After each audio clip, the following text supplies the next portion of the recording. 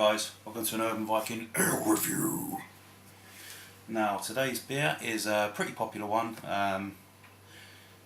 in England, and it's pretty easy to get hold of, but I just haven't gotten around to reviewing it. I haven't had it in about a year, so I'm not too familiar with how it tastes. I think I remember liking it, so it shouldn't be too bad. So yeah, it's a nice sort of relaxing Saturday really. I went to a really good gig last night, so now I'm just chilling out having a couple of beers. I want to send this shout out to Donna, one of the subscribers, and also a really good mate of mine, a really good friend who lives in Tennessee. And we're having a little chat about beer and stuff like that, and because there is a beer that I'm really after in America, but it's so hard to get hold of.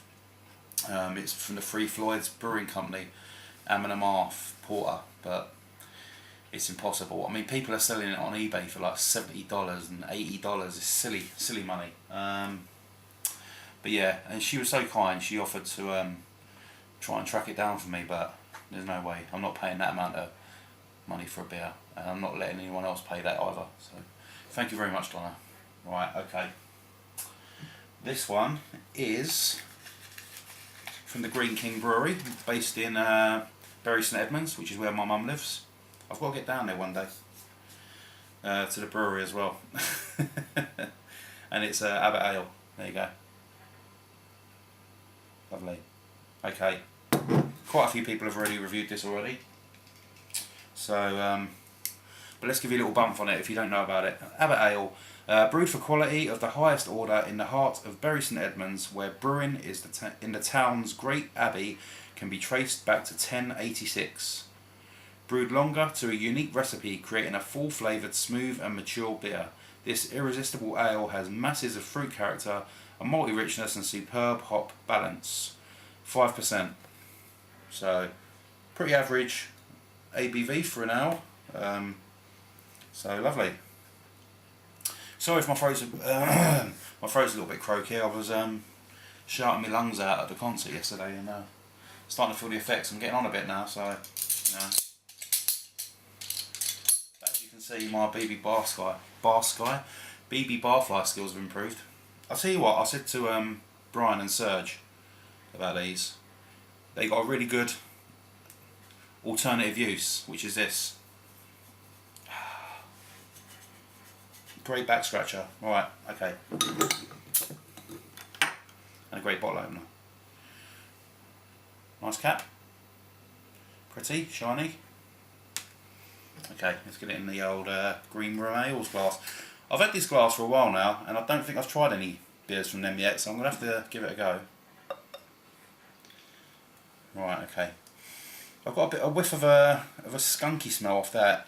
Now, I'm not one of these people that automatically assume because it's in a clear bottle it's going to be skunky, because that's not the case. It's just storage and stuff like that. So, but yeah, it's a pretty nice golden colour, not much of a head, disappearing pretty quickly. It's quite a sort of soapy looking head. Not too much carbonation. Let's give it a nose. Yeah, I'm getting quite a lot of skunkiness from this one. I think this one might have gone off. No, actually, as you fight past it, you're getting more of a nice sort of malty sweetness. Almost like toast or something like that. Every time I say that taste description, that makes me laugh, because there's a guy in work who takes the mickey out of me when I do my reviews. And he was laughing when I said that a beer tasted of buttered toast. But when he tried the beer, he said, "You were right." So, you know. And that's what I'm getting with this. It's like a nice toast. Yeah, it's a nice sort of really light malty sort of flavours. Quite mellow. A little bit of citrus. So let's give it a go. Cheers.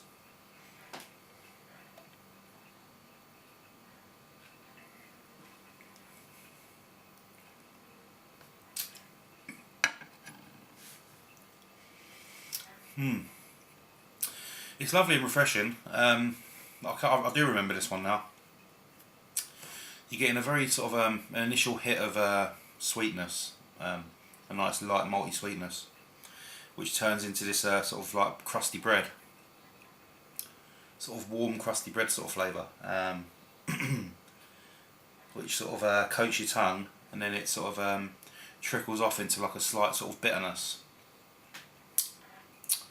And it doesn't hang around very long. It doesn't sit on your tongue or you know, hang around like I just said.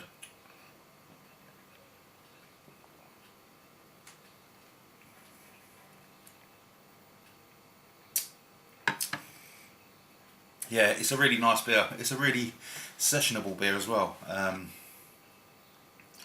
You can see why it does well in the supermarkets, because, you know, someone who wants a nice ale that's a bit unoffensive, you know, but it's got a nice little flavour to it as well. You can't really go wrong with an Abbot ale. I've got a review there. They've got another one, the one up from this. I think it's the Reserve or something like that, which is really nice. But yeah, this is really nice. It's really comfortable.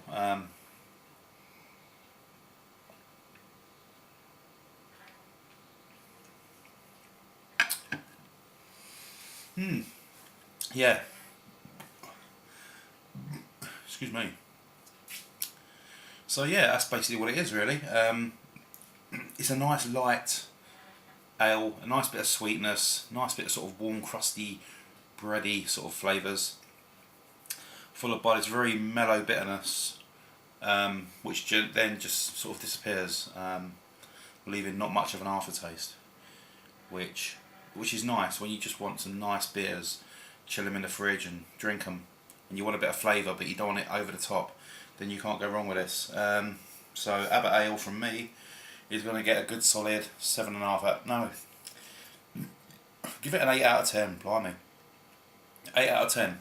Just because it's it's such a comfortable beer and it's so approachable. Excuse me. There's far better tasting beers out there, but it's still a nice beer. And you know, because the reason I'm giving it a score of an 8 is because, like I said, it's easily approachable, and it's a good stepping stone for people who want to get into trying different types of ale. So for that alone, it gets an 8. So thank you very much for watching the Urban Viking Ale review. With a croaky voice, and I'll see you again soon. Cheers! Oh, that hurt my voice.